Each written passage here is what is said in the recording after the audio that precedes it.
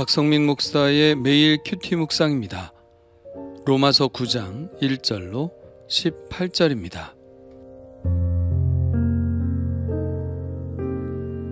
내가 그리스도 안에서 참말을 하고 거짓말을 아니하노라.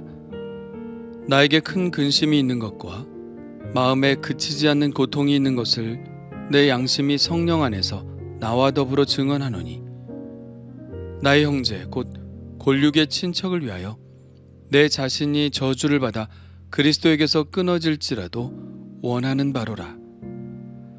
그들은 이스라엘 사람이라. 그들에게는 양자됨과 영광과 언약들과 율법을 세우신 것과 예배와 약속들이 있고, 조상들도 그들의 것이요 육신으로 하면 그리스도가 그들에게서 나셨으니 그는 만물 위에 계셔서 세세의 찬양을 받으실 하나님이시니라. 아멘. 그러나 하나님의 말씀이 폐하여진 것 같지 않도다. 이스라엘에게서 난 그들이 다 이스라엘이 아니요 또한 아브라함의 씨가 다 그의 자녀가 아니라 오직 이삭으로부터 난 자라야 내 씨라 불리리라 하셨으니, 곧 육신의 자녀가 하나님의 자녀가 아니요 오직 약속의 자녀가 씨로 여기심을 받느니라. 약속의 말씀은 이것이니, 명년 이때에 내가 이르리니 사라에게 아들이 있으리라 하심이라. 그뿐 아니라 또한 리브가가 우리 조상 이삭 한 사람으로 말미암아 임신하였는데 그 자식들이 아직 나지도 아니하고 무슨 선이나 악을 행하지 아니한 때에 택하심을 따라 되는 하나님의 뜻이 행위로 말미암지 않고 오직 부르시는 이로 말미암아 서게 하려 하사, 리브가에게 이르시되 큰 자가 어린 자를 섬기리라 하셨나니, 기록된 바 내가 야곱은 사랑하고 에서는 미워하였다 하심과 같으니라. 그런즉 우리가 무슨 말을 하리요? 하나님께 불의가 있느냐? 그럴 수 없느니라. 모세에게 이르시되 내가 긍휼히 여길 자를 긍휼히 여기고 불쌍히 여길 자를 불쌍히 여기리라 하셨으니, 그런즉 원하는 자로 말미암음도 아니요 다른 박질하는 자로 말미암음도 아니요 오직 긍휼히 여기시는 하나님으로 말미암음이니라. 성경이 바로에게 이르시되 내가 이 일을 위하여 너를 세웠으니 곧 너로 말미암아 내 능력을 보이고 내 이름이 온 땅에 전파되게 하려 함이라 하셨으니, 그런즉 하나님께서 하고자 하시는 자를 긍휼히 여기시고 하고자 하시는 자를 완악하게 하시느니라. 아멘. 바울의 고민은 이것입니다. 자기의 동족인 유대인들이 예수 그리스도의 복음을 받아들이지 않는다는 것이죠. 초대교회가 세워질 때만 해도 예수 그리스도를 믿는 사람들은 모두 다 유대인들이었습니다. 예수님의 제자들도, 베드로가 설교한 후 3,000명이나 회개하고 돌아왔던 그 사람들도, 자기 재산과 소유를 팔아 각 사람의 필요를 따라 나누어주고 날마다 마음을 같이하여 성전에 모이기를 힘썼던 그 사람들도 모두 유대인들이었습니다. 사도 바울이 새로운 도시에 갔을 때 제일 처음 방문하여 복음을 전했던 거점도 바로 유대인의 회당이었죠. 당연히 모든 그리스도인들은 유대인이어야 하는 줄 알았습니다.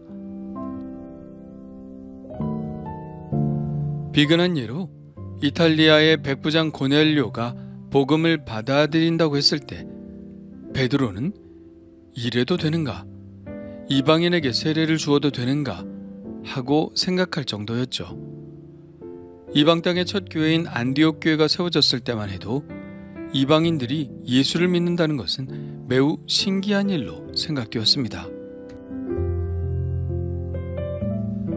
그런데 이제는 모든 것이 바뀌었죠. 오히려 유대인들은 회당을 중심으로 자기들의 율법을 고수했고 바울의 복음은 철저히 배제되었습니다. 바울은 유대인들에게 못된 전염병을 퍼뜨리는 자처럼 여겨졌고 더 이상 유대인들에게 복음을 전한다는 것은 불가능한 일이 되었습니다. 지금 로마서를 쓰고 있을 당시 이러한 현상은 완전히 굳어져서 복음은 이제 거의 이방인들만을 위한 복음이 되었습니다. 여기에 바울의 고민이 있는 것이죠. 아니, 고민 정도가 아니라 이것은 바울에게 큰 근심과 마음에 그치지 않는 고통이었습니다.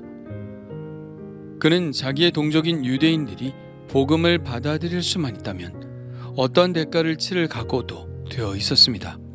그는 이렇게까지 말합니다. 나의 형제 곧 고륙의 친척을 위하여 내 자신이 저주를 받아 그리스도에게서 끊어질지라도 원하는 바로라. 참 엄청난 말이죠. 바울이 그리스도에게서 끊어진다는 말의 의미를 몰라서 이런 말을 했을까요? 몰랐다면 그렇게 자신의 생명을 다 바쳐서까지 복음을 전하진 않았겠죠. 그는 그리스도에게서 끊어진다는 의미가 인간이 겪을 수 있는 최고의 비극인 것을 이미 잘 알고 있었습니다. 그러나 그럼에도 불구하고 이런 표현을 거침없이 쓴 것은 그의 마음이 자기 동족 유대인들의 구원을 위하여 얼마나 절실하고 간절한지를 말하고 있는 것입니다. 우리가 만일 이런 마음을 품을 수 있다면, 이런 간절함을 품을 수 있다면 지금 우리 주변에 있는 나의 가족, 친척, 이웃들은 지금보다 더 많은 사람들이 예수께로 돌아오지 않을까 생각해 봅니다.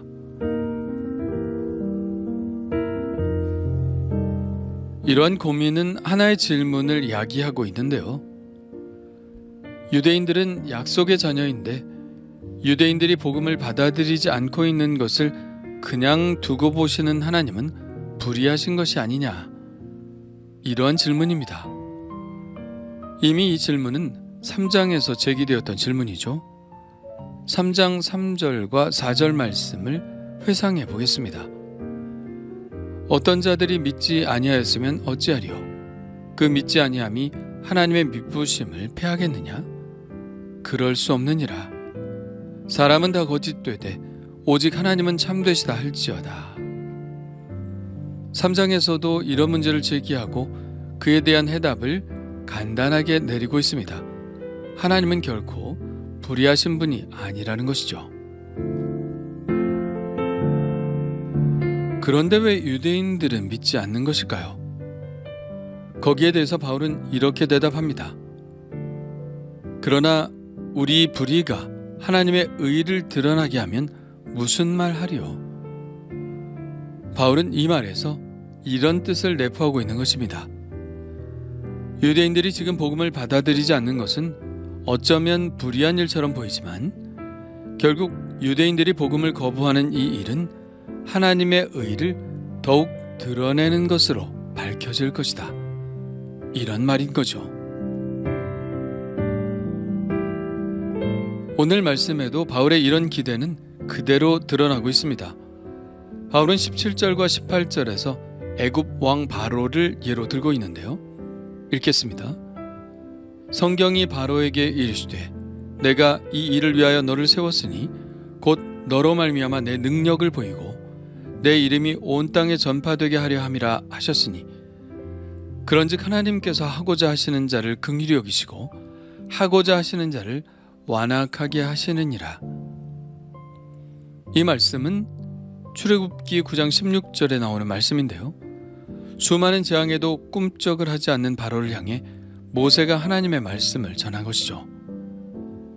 내가 손을 펴서 돌림병으로 너와 내 백성을 쳤더라면 내가 세상에서 끊어졌을 것이나 내가 너를 세웠음은 나의 능력을 내게 보이고 내 이름이 온 천하에 전파되게 하려 하였음이니라.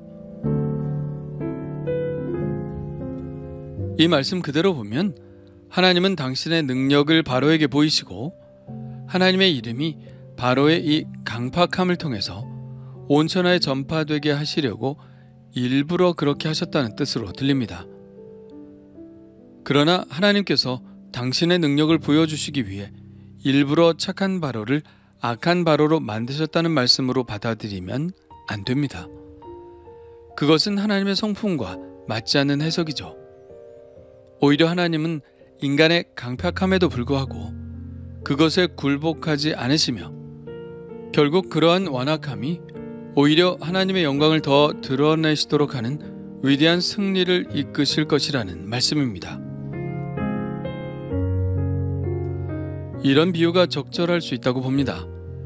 잉크병이 엎질러져서 손수건이 지저분하게 되었는데요. 옆에 있던 미술가가 그 손수건을 달라고 하더니 그 잉크로 지저분해진 손수건에 그림을 그리기 시작했습니다. 어느덧 손수건에 묻은 잉크 자국은 위대한 예술가의 손에서 훌륭한 예술품의 일부가 되죠. 인간의 완악함은 하나님의 패배가 아니며 하나님의 무능력도 아니고 불의를 방관하시는 하나님의 불의도 아닙니다. 그것은 결국 하나님의 승리로 마무리될 것이며 오히려 하나님의 능력을 드러내는 사건이 될 것입니다. 하나님은 가장 위대한 예술가시니까요. 18절의 말씀, 그런즉 하나님께서 하고자 하시는 자를 긍휼히 여기시고 하고자 하시는 자를 완악하게 하시느니라는 말씀은 결국 모든 인류를 구원하시고자 하시는 하나님의 계획을 성취하게 될 것이라는 뜻을 포함하고 있습니다. 여기서 긍휼히 여기신다는 것은 이방인들을 말합니다. 그리고 완악하게 하시는 것은 유대인들입니다. 지금 이방인들은 복음을 받아들이고 있고 유대인들은 복음을 거부하지만 결국 하나님은 이들 모두를 구원하실 것이라는 바울의 기대와 희망을 표현하고 있는 것입니다. 이러한 바울의 기대와 희망은 우리에게도 큰 교훈과 깨달음을 주는데요. 세상을 살아가다 보면 불의한 일들이 많이 있습니다. 사회적으로도 그렇고 개인적으로도 억울한 일들을 만나게 됩니다. 그러면 하나님에 대해서 의심하게 되죠. 이건 하나님이 불의하신 것 아닌가? 그러나 결론은 항상 같습니다. 하나님은 불의하시지 않습니다. 14절에 바울은 단호하게 말하고 있죠. 그런즉 우리가 무슨 말을 하리요? 하나님께 불의가 있느냐? 그럴 수 없느니라. 그렇습니다. 하나님은 불의하시지 않습니다. 그렇다면 우리는 어떤 결론을 붙들어야 할까요? 하나님은 이런 불의를 반드시 돌이키실 것이라는 결론. 이런 불의가 결국 하나님의 더 큰 의를 드러내실 것이라는 결론을 붙들어야 합니다. 지금 나는 어떤 불의를 보고 있나요? 그 일을 통해 이루실 하나님의 더 큰 의는 과연 무엇일까요?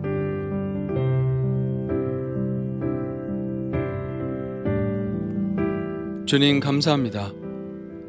그런 기대를 가져봅니다. 하나님은 결코 불의하시지 않기에 하나님은 결국 인간의 불의를 선으로 바꾸실 것입니다. 하나님은 능력이 많으시기에 탁월한 예술가처럼 우리의 망쳐버린 인생을 위대한 예술품으로 바꾸실 것입니다. 하나님의 의로우심이 이제 저의 희망입니다. 불의를 보고 탄식하지 않게 하시고 그 불의를 선으로 바꾸실 하나님께 더 큰 기대를 하게 하옵소서. 예수님의 이름으로 기도합니다. 아멘.